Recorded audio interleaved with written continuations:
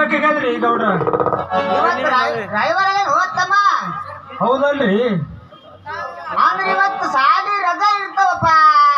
ಅಲ್ರಿ ಗೌಡ್ರ, ನಮ್ಮ ಸಾಲಿನೂ ಸೂಟಿ ಆದ್ರಿ. ಆದ್ರ ನಾವು ರವಿವಾರಕ್ಕೊಮ್ಮ ಕೆಲವೊಬ್ಬರಿಗೆ ಸ್ಪೆಷಲ್ ಕ್ಲಾಸ್ ಇಟ್ಕೊಂಡಿರ್ತೀವ್ರಿ. ಈ ಕಡೆ ಬಡದಾಡಕತ್ತಪ್ಪ ನೀನು. ಅಲ್ರಿ, ನಮ್ಮಂತ ಮಾಸ್ತರ್ಗಳು ದುಡ್ಕೊಂಡಲ್ಲಿ ನಿಮ್ಮಂತವ್ರ ಮಕ್ಕಳದು ಮುಂದಕ್ಕೆ ಬರೋದ್ರಿ. ಏನು ಮಾಸ್ತರ ಅಂದ್ರೆ ನನ್ನ ಮಗಳು ನಿನ್ನ ಹತ್ರ ಸಾಲಿ ಕಲಿಕ್ ಬರ್ತಾಳೆ ಏನು ಮತ್ತ? ಕಲೆ ವಯಸ್ಸಿನಾಗ ಕಲ್ತು ಭಾರ ಬಿದ್ದಿಲ್ಲ, ಇನ್ನು ಈ ವಯಸ್ಸಿನಾಗ ಏನ್ ಕರಿತಾರ್ರಿ? ಅಲ್ರಿ, ನಿಮಗೂ ಕಲಿಸ್ಬೇಕನ್ನ ಮನಸ್ಸಿದ್ರೆ ಹೇಳಿ, ನಾನು ಹೆಂಗಾರ ಮಾಡಿ ಸ್ವಲ್ಪ ಕಲಿಸಲಿಕ್ಕೆ ಪ್ರಯತ್ನ ಮಾಡ್ತೀನಿ. ಪ್ರಯತ್ನ ಮಾಡೋದಿಲ್ಲಪ್ಪ. ಕಲಿಲಾರವ್ರ ಅಪ್ಪನ ಕಣ್ಣಾಗ ಮಣ್ಣು ಹಾಕಿ ನಿನ್ನ ಹತ್ರ ಸಾಲಿ ಕಲಿಲಿಕ್ಕೆ ಬರ್ತಾಳಂದ್ರ ಕೇಳಿ ಹೋಯಪ್ಪ, ಹೋಯ್ ಬಿಡು. ಅಲ್ವ ತಮ್ಮ, ನಾವೊಂದು 4 ದಿನ ಊರಿಗೆ ಹೋಗಿ ಬರ್ತೀನಪ್ಪ. ಆದ್ರೆ ಒಂದ್ ಸ್ವಲ್ಪ ನಮ್ಮ ಮನೆ ಕಡೆ ನೆಗರಿಡುವಪ್ಪ. ಯಾಕಂದ್ರ ನಮ್ಮ ದೋಸ್ತರ ಮಗಳು ಎಂಕೊಂಚಿ ಕಲ್ಲಪ್ಪವ್ರ ಮಗಳು ಭಾಗವ್ಗ ಹೊರ ನೋಡ್ಲಿಕ್ಕೆ ಹೊಂಟಿರ್ತವ. ಅದಕ್ಕಾಗಿ ಒಂದ್ ಸ್ವಲ್ಪ ನಮ್ಮ ಮನೆ ಕಡೆ ನೆಗರಿಡು ಅಂತ ಹೇಳ್ದ. ಯಪ್ಪು, ಹೋಗ್ರಿ ಗೌಡ್ರ ಹೋಗ್ರಿ. ಹೆಂಗೂ ನಿಮ್ಮ ಮಗಳು ಒಬ್ಬಾಕಿನೇ ಮನ್ಯಾಗ ಇರ್ತಾಳ. ಬೇಕಾದ್ರೆ ನೀವು ಊರಿಗೆ ಹೋಗಿ ಬರೋ ತನಕ ನಾನು 4 ದಿನ ಸಾಲಿಗೆ ರಜೆ ಹಾಕಿ ಮನ್ಯಾಗ ಇದ್ದು ಬಿಡ್ತೀನಿ. ಆದ್ರೆ ನೀವು ನಿಶ್ಚಿಂತಿಂದ ಹೋಗಿ ಬರ್ರಿ ಗೌಡ್ರ. ಹಾ, ಮನ್ಯಾಗ ಬಿಟ್ಟು ಆದ್ರೆ ನೀರ್ ಯಾಕೆ ಹೋದ್ಯಪ್ಪ ಸಾಲಿಗೆ? ನೀನು ನಿಶ್ಚಿಂತಿಂದ 4 ದಿನ ಮನ್ಯಾಗ ಇದ್ದು ಕೂಡ ನೋಡು. ಹೌದ್ರಿ ನೋಡಪ್ಪ ತಮ್ಮ, ನಾವು ನಮ್ಮ ಮಗಳಿಗೆ ನಮ್ಮ ಸಂಗಟ ಕರ್ಕೊಂಡು ಹೋಗ್ತೀವಿ. ಅದಕ್ಕೊಂದ್ ಸ್ವಲ್ಪ ಮನೆ ಕಡೆ ಜಾಕೆ ಅಂತ ಹೇಳ್ದ. ಅಲ್ರಿ, ನಿಮ್ಮ ಮಗಳಿಗೆ ನಿಮ್ಮ ಬೆನ್ನ ಹತ್ತಿ ಕರ್ಕೊಂಡು ಹೋದ್ರ ಆ ಮನ್ಯಾಗ ಏನಾದಂತ ಜೋಕೆ ಅಂತ ಹೇಳಕತ್ತೀರಿ. ಅಲ್ಲಿ ವಯಸ್ಸಿಗೆ ಬಂದ ಮಗಳನ್ನ ನಿಮ್ ಬೆನ್ನ ಹತ್ತಿ ಕರ್ಕೊಂಡು ಹೋದ್ರ ಊರಾಗಿನ ಮಂದಿರ ಏನಂತ ಮಾತಾಡ್ತಾರ ಸ್ವಲ್ಪರ ವಿಚಾರ ಮಾಡಿರೇನ್ರಿ? ಹೋಗಾಲಕ್ ಬಿಡ್ರಿ ಅಪ್ಪ, ನೀವು ತಿಳಿದವ್ರಿದ್ರಿ ಇಂಥದನ್ನು ಮಾಡ್ಬೇಕು. ತಮ್ಮ ಮಾಸ್ತರ ಹೇಳ್ರಿ.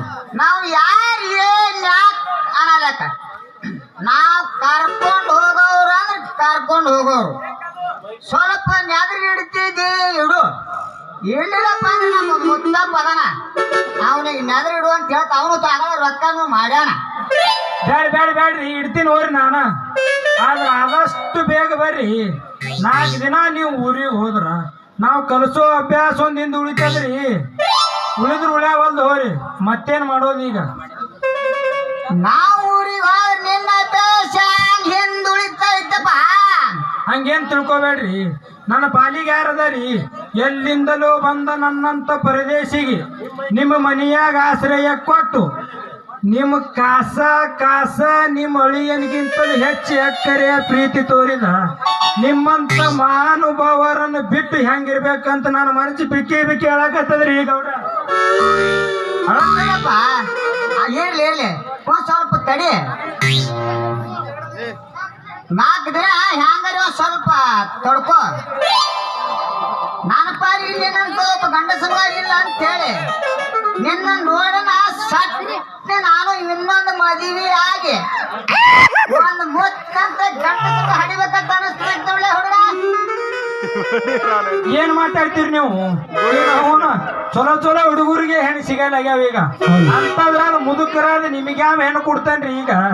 ಮನೆ ಉದ್ದು ಬೆಳೆದ ನಿಮ್ಮ ಮಗಳಿಗೆ ಮೊದಲು ಸಟ್ನ ಮದುವೆ ಮಾಡಿ ಅಕ್ಕಿನ ಮೊಮ್ಮಗಳ ಕೈಯಾಗ ಹಿಡ್ಕೊಂಡು ಯಾವ್ದಾರ ನೋಡ್ರಿ ಊರಾಗ ದೊಡ್ಡ ಕಟ್ಟಿ ಅದಾವ ಅದ್ರ ಮ್ಯಾಲ ಕುಂತು ಬಿಡ್ರಿ ಆರಾಮಾಗಿ.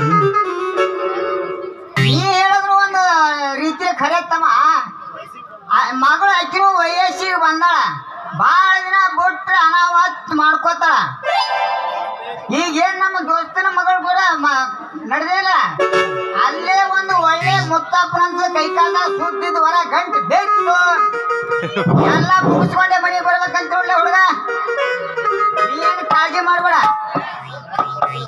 ಬರ್ತೀನಿ ಬೈನ.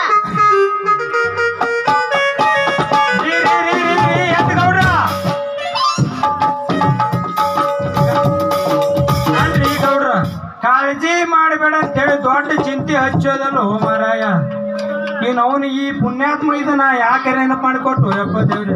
ಅಲ್ರಿ ಗೌಡ್ರ, ನೀವೇನ್ ನಿಮ್ಮ ಮಗಳಿಗೆ ಗಂಡ ನೋಡಕ್ ಹೋಗ್ಬೇಡ್ರಿ, ಯಾಕಂದ್ರ ಇನ್ನೂ ನಿಮ್ಮ ಮಗಳು ಸಣ್ಣ ಹಾಕ್ಯದಳ.